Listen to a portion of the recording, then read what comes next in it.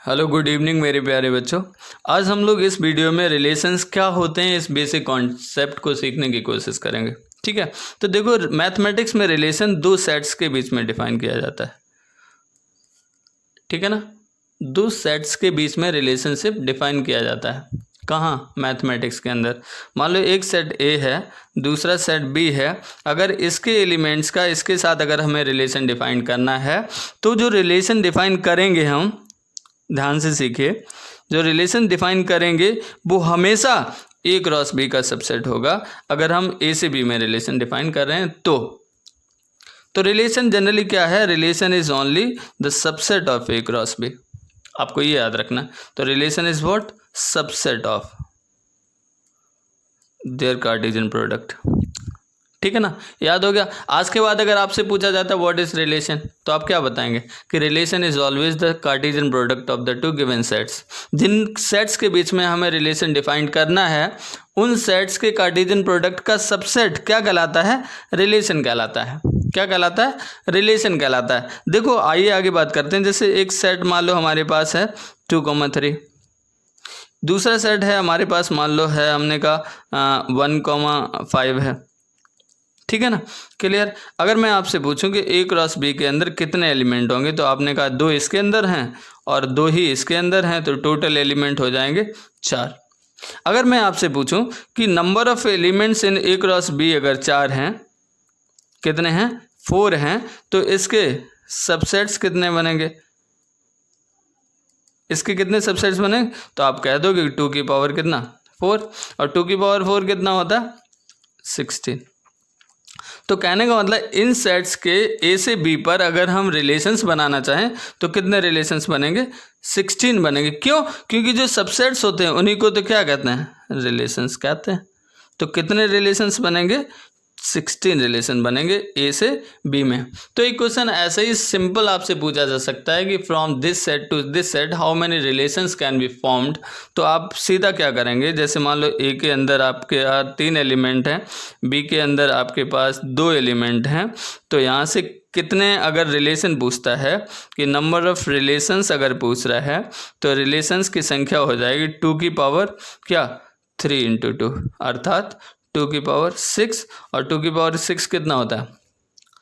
2 × 2 = 4, 2 × 8, 8 × 8 = 64। तो इतने रिलेशंस बना सकते हैं आप ए से बी में, या बी से ए में होगा तब भी इतना ही आंसर होगा, कोई चेंज नहीं आएगा। तो मुझे उम्मीद है आपको नंबर ऑफ रिलेशंस समझ में आ गया होगा कैसे फाइंड करते हैं। तो 2 चीज़ें समझ में आ गई। रिलेशंस क्या होते हैं? सबसेट्स होते हैं। किनके? कार्टेशियन प्रोडक्ट ऑफ 2 सेट्स के। ठीक है ना।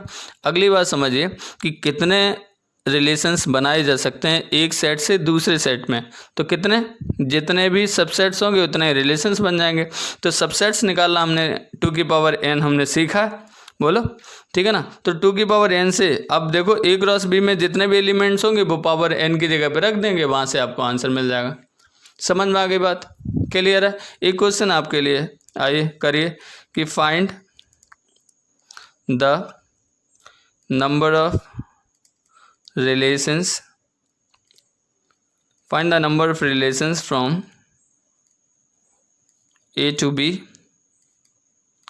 इफ ए इज containing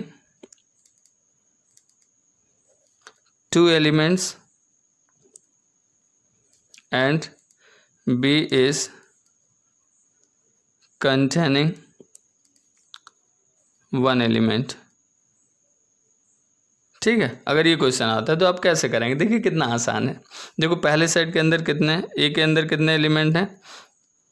ए के अंदर कितने एलिमेंट हैं? ए के अंदर हैं हमारे पास 2 एलिमेंट। अच्छा बी के अंदर कितने एलिमेंट हैं? आपने कहा 1। मैंने कहा ए क्रॉस बी के अंदर कितने होंगे? आप दोनों को मल्टीप्लाई कर देंगे, 2 × 1 कितना आएगा? 2। ये जो आएगा ये तो कौन हो गया? सेट हो गया, कार्टेशियन प्रोडक्ट हो गया। ठीक है ना। अब हमने पूछा है रिलेशन। क्या पूछा? रिलेशन। तो रिलेशन निकालने के लिए क्या करें? 2 की पावर जो भी आए यहाँ पे तो 2 की पावर 2 लिख देंगे, तो यहाँ पे 4 जो भी आंसर होगा उस पर टिक लगा देंगे। तो मुझे उम्मीद है आपको नंबर ऑफ रिलेशंस निकालना आराम से आ गया होगा। ठीक है, पक्का। आओ इसी में हम सीख लेते हैं नंबर ऑफ फंक्शंस कैसे निकालते हैं। तो फंक्शंस निकालना भी आसान चीज़ है, आइए निकाल लेते हैं। देखिए जैसे करते हैं, देखो अगर मान लो एक सेट है जिसमें m एलिमेंट हैं, दूसरा सेट है b जिसमें n एलिमेंट हैं, ठीक है ना। तो यहाँ से जो फंक्शंस होते हैं वो भी क्या होते हैं, सबसेट होते हैं। किसके, a क्रॉस b के,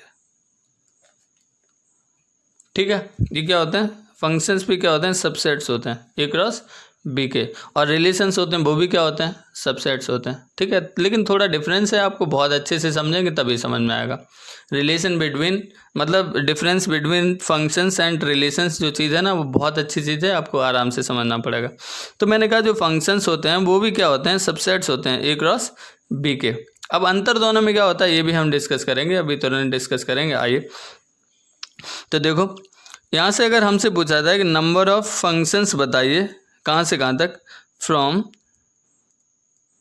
फ्रॉम ए टू बी, ए से बी पे बताइए। तो देखो बी जो बाद वाला है इसके कितने एलिमेंट है, n, और n की पावर पहले वाले से आप पावर लगा देंगे।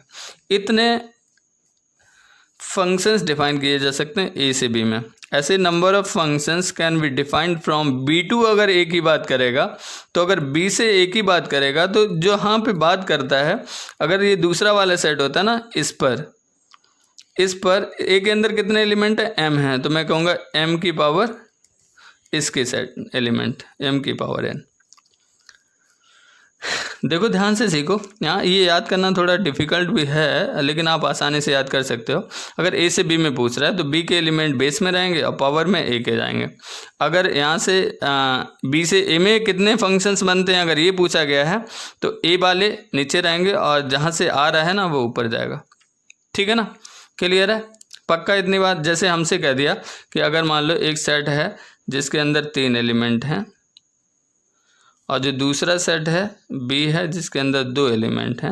मैंने कहा नंबर ऑफ फंक्शंस बताइए, कहाँ से कहाँ तक, फ्रॉम ए टू बी बताइए, ए से बी में कितने फंक्शंस बनेंगे।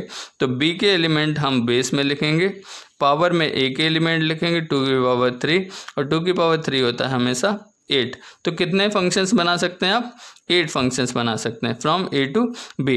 अगर मैंने आपसे पूछा कि नंबर ऑफ फंक्शंस कितने बना सकते हो फ्रॉम बी टू ए, अगर बी से ए पर कितने फंक्शन बना सकते हो, तो आपका जवाब होगा कि बी मतलब 2 और 2 की पावर कितना 3। तो 2 की पावर कितना आ जाएगा, ये भी नहीं, ए है ना, ए के अंदर 3 एलिमेंट है और इसके अंदर 2 पावर है, तो 3 3 जा 9 यहाँ से बन जाएगा। मुझे उम्मीद है आपको ये बात समझ में आ गई होगी, ठीक है पक्का।